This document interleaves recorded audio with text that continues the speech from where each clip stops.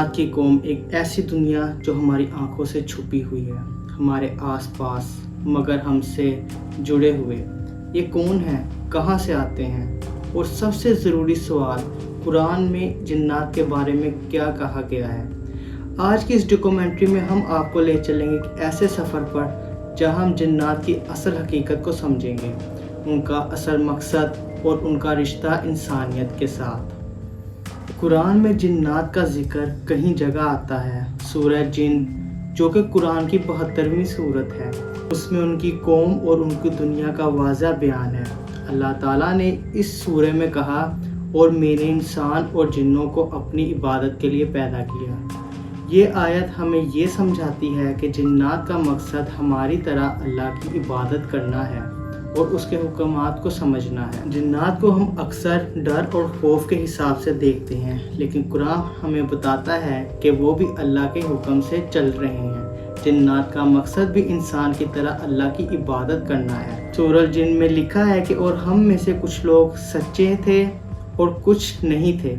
ये बात हमें यही समझाती है कि जिन्नात भी अपनी इख्तियारात के मुताबिक अच्छे हैं या बुरे हैं, हम कह सकते हैं ऐसा। ये बात कुरान में बार बार आया है कि जिन्नात के पास भी अपने इरादे हैं और उनके अपने एक्शंस के जवाब देना होंगे। बात कुरान में वाज़िह है कि जिन्नात को भी अपने इमाल के हिसाब देने होंगे। इंसान और जिन्नात में फ़र्क है। जिन्नात हमारे लिए ना सिर्फ अनजान है, बल्कि उनकी दुनिया भी हमारी दुनिया से काफ़ी मुश्किल है।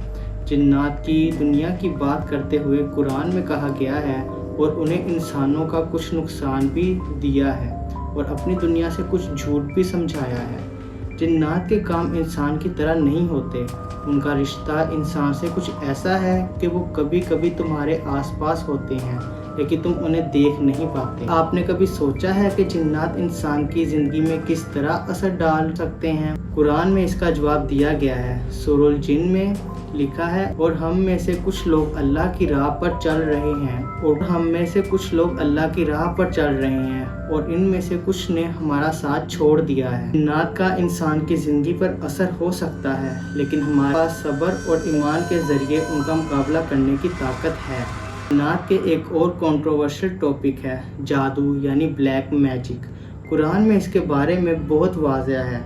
सूरह बकरा में अल्लाह ताला ने कहा, उन्होंने जो भी जादू सीखा है वो इंसानों का नुकसान पहुंचाने के लिए था। जिन्नात को इंसान की ज़िंदगी में डिस्टर्बेंस डालने के लिए इस्तेमाल किया जा सकता है, लेकिन कुरान हमें बताता है कि अगर हम अल्लाह के ज़िक्र और दुआओं से अपना दिल मुस्तकीम रखें तो कोई भी जादू हमारे लिए नुकसानदेह नहीं हो सकता। जिन्नात और शैतान में क्या फ़र्क है?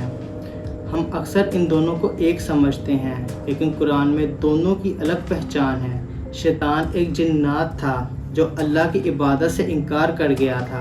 कुरान में अल्लाह ताला ने कहा, और अल्लाह ने शैतान को जिन्नात में से एक दूसरे का हकदार बनाया, जो इंसानों के लिए मिसाल है।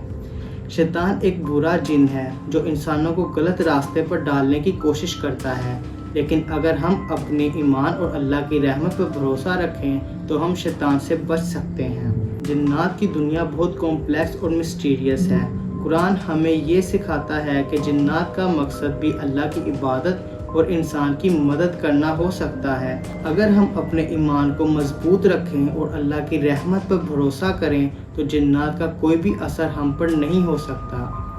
इस वीडियो का मकसद सिर्फ यही है कि तुम जिन्नात की हकीकत को समझें। शुक्रिया इस वीडियो को देखने के लिए। अगर आपको ये वीडियो पसंद आई तो प्लीज़ शेयर करें और हमारे चैनल को सब्सक्राइब करें।